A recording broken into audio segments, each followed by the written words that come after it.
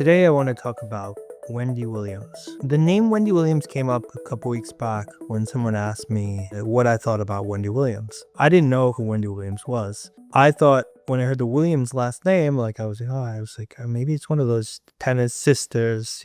I remember Serena and I couldn't remember the other one's name. And then I figured out that no, that's Venus. And Wendy Williams, when I looked it up, it's this TV and radio personality who had gotten dementia. So I started looking up a little bit about Wendy, and I found her story interesting from a couple of perspectives. We'll talk a little bit about her today. Who is Wendy Williams? Because I think there's probably some folks out there like me, and especially if you didn't grow up in the U.S., you probably haven't heard of her. I think she's more of a U.S. kind of talk show type personality. But she started her career as a DJ in the 1980s. She was quite popular and, they nicknamed her the Queen of Radio. Then in 2008, she got her own TV show called The Wendy Williams Show, which she ran that show for about 13 years and it made her quite famous. And, people really got to know her throughout America. Daytime talk show, I think, a little bit like Oprah, where she would talk a lot about celebrity gossip and different things like that, right? And she had a very large personality, and she was known for her appearance, and she was very fashionable, and she knew all the celebrities, and particularly she was famous for her smile, right? So she was a person who was all about the importance of your smile, and she would talk about how the smile was your logo and you gotta invest in your smile. At some point, I think in the early 2000s, investing in her smile meant for her that she was going to do veneers. I think her teeth were probably okay, but she wanted them nice and white, straight, whatnot. And so she went for veneers, and I think she put veneers on a lot of her teeth. And she even went on to talk openly about it because that was a little bit her style. And so she would proudly discuss how these are my real teeth and how she'd opted for veneers to achieve the perfect smile. And so she'd gone through this dental transformation, and in the initial years was very proud that she made this investment. But her health was declining soon after. And, she started having a variety of issues until in 2023, she came out that she was diagnosed with FTD, which is frontotemporal dementia, which is a kind of dementia. It's the same dementia that Bruce Willis has. I don't know, some of you guys might have covered, I covered Bruce Willis earlier, and it's a rare form of dementia that affects your frontal and temporal lobes of your brain.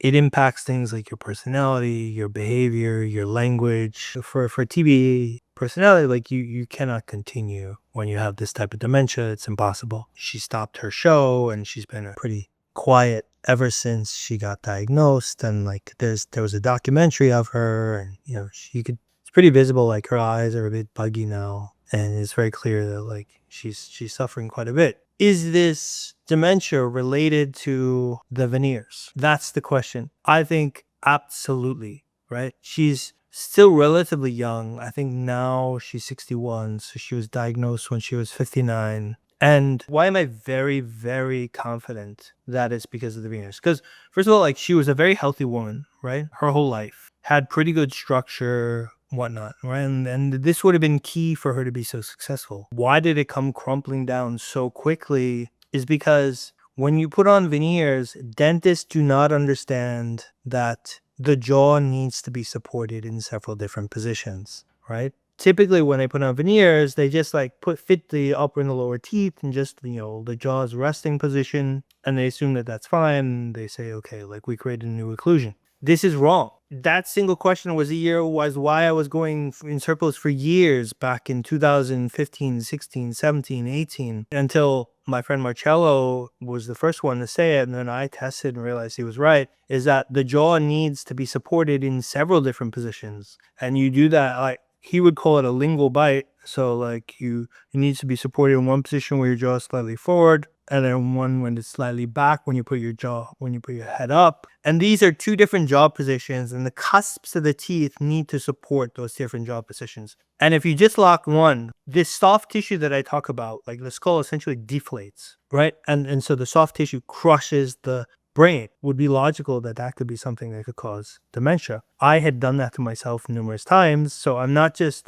talking theory here. Back in 2015, 16, 17, used to lock one bite because I was doing styrecta and I was trying to figure out like what is the right bite to lock, and I couldn't figure it out because I was using my tracking splint and trying to figure out like I figured out that the curve of speed was important, but like what is the bite that actually keeps the curve of speed healthy and improves it? And there was no single bite. Like whenever I just locked a single bite, like it would be random. Like sometimes I'd improve, sometimes I'd get worse. And then when I tested like doing 2 different bites on the same bite splint, then everything started to just only go positive. Do a proper lingual bite on a person is very complex. The cusp of your teeth having to fit into 2 different positions along with a curve of speed, like if you think about the engineering, like it's pretty much impossible to get right on an algorithm. And so that's why the way that I used to do it is I would just register it on like acrylic splint directly on, in my mouth. And that's the only way I think you could do it. And dentists don't understand how to do this. And therefore it's not a surprise that people, when they get their veneers, the dentists screw them up.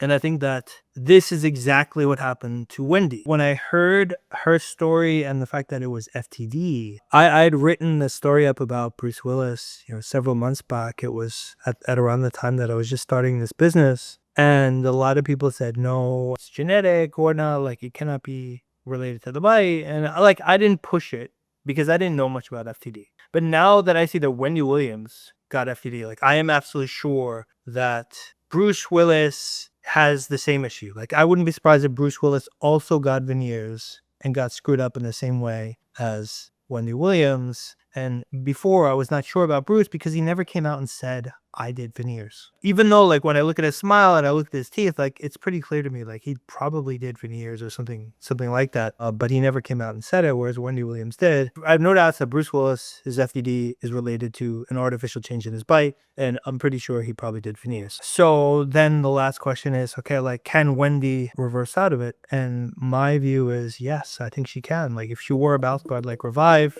or any mouth guard, she wore consistently, like she would start reversing all this stuff. And again, I'm not talking theory. This is like, I would say I probably gave myself mild dementia a couple times and then reversed out. And now my brain works like I'm 25 again. So Wendy, I hope you hear this and I hope you give it a try. Thanks.